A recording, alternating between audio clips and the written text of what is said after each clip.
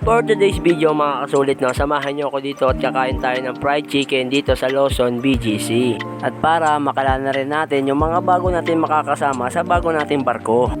Agad na nga akong pumasok dyan at pumila. Grabe, ang dami rin palang tao dito sa may Lawson. Agad ko na nga rin palang tinignan yung kanilang menu. Namiss ko lang sa kanila yung unli rice nila dati. At syempre marami rin kayong pagpipilian dito na may pork tonkatsu, chicken tonkatsu, frankfurters, tapos may mga fried siomai pa sila. Tapos mga kasulit, no, di ko lang alam kung ako lang nakapansin nito. May bago sila dito, yung Korean street foods. Ngayon lang kasi ako nakapunta ulit dito eh.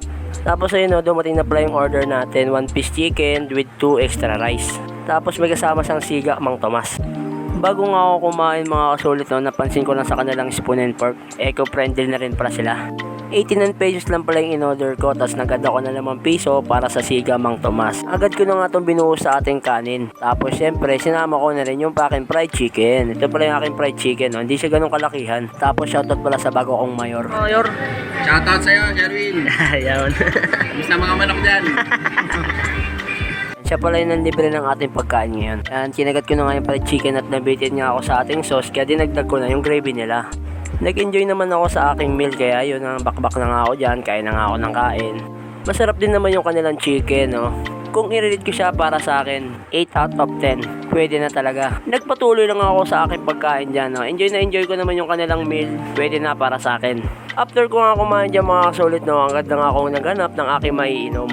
At ito pala yung bago natin makakasama sa barko mga kasulit, no? Yan, sila yan. Tapos syempre, shoutout na rin sa ating kadet na si Ayan Vincent. Shoutout sa'yo. At ito na nga, nakahanap na nga tayo ng ating maiinom. Ito pala ay Nature Spring. 15 pesos lang yan mga kasulit. Kaya baka naman Nature Spring. Agad ko na nga ito binayaran sa cashier para makainom na rin ako. Agad na nga tayong uminom ng tubig dyan mga kasulit, no? Talaga nakaka-refresh sa pakiramdam. After ko nga uminom mga kasulit, no, nag-ikot-ikot nga ako. Meron pa rin silang mga ice cream, ice coffee, ice choco, tapos andito rin yung mga steam hot dogs, tapos meron din silang steam siopaw. At syempre, di mawawala yung kanilang mga bento rice. Masarap din yung kanilang mga bento rice, tapos may mga sandwiches din. Ayun na nga, naglalakad-lakad na nga kami dyan kasi pauwi na kami. Mahirap ang sakayan dito sa BGC kasi wala naman pumapasok na jeep dito sa loob.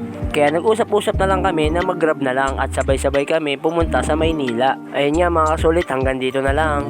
At kung nagustuhan nyo ang ating video, huwag kalimutan mag-like, i-share, i-follow ang ating Facebook page para maging updated tayo sa pangabago pa nating ipapalabas na videos. Salamat!